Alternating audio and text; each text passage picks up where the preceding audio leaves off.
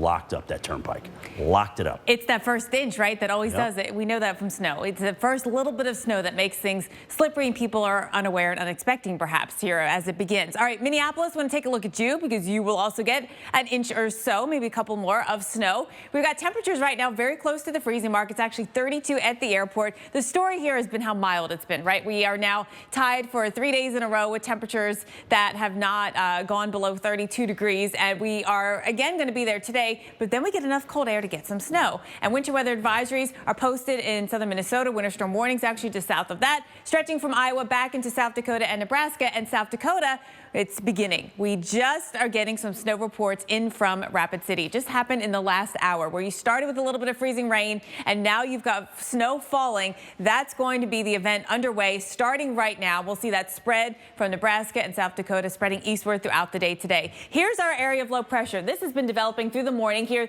This is developed. We're going to see on the northwest side of this low as the low tracks up through the Midwest. The northwest side is where that snow will fall. Some of it will be heavy at times. That snowfall will fall, I think, at decent rates. Plus, it will be blowing around in some gusty north winds. And so that will give us some reduced visibility affecting travel, too.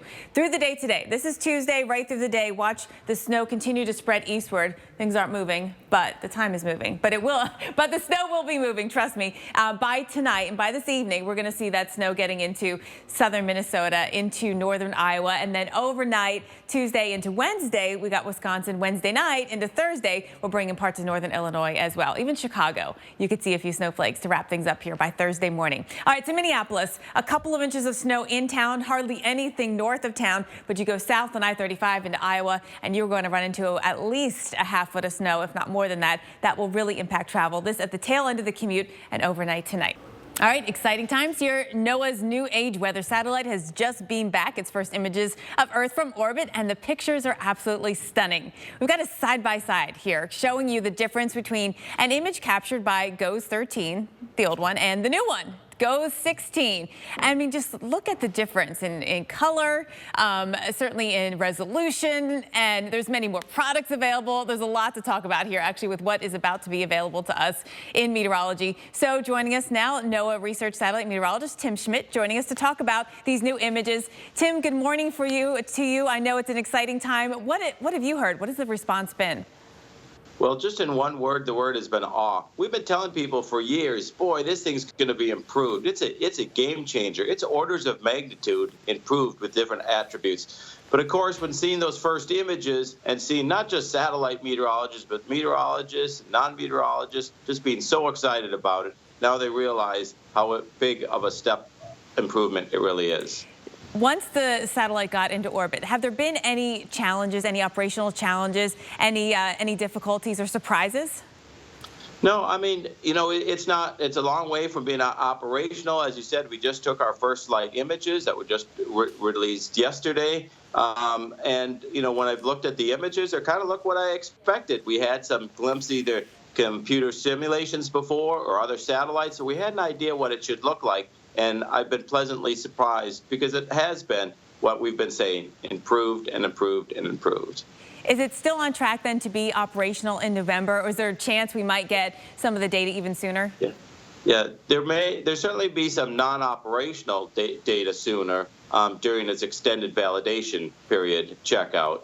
But you're right, we go through this engineering checkout, this kind of a science extended validation before it goes operational as the east or west geostationary satellite. Obviously, we like the pictures, but I know there's other instruments on board as well. What about the instruments measuring space weather and solar activity? Are those all working? Yep, those are all. So there are 6 total instruments, 4 dealing, like you say, with space weather in some way, the space environment or the sun.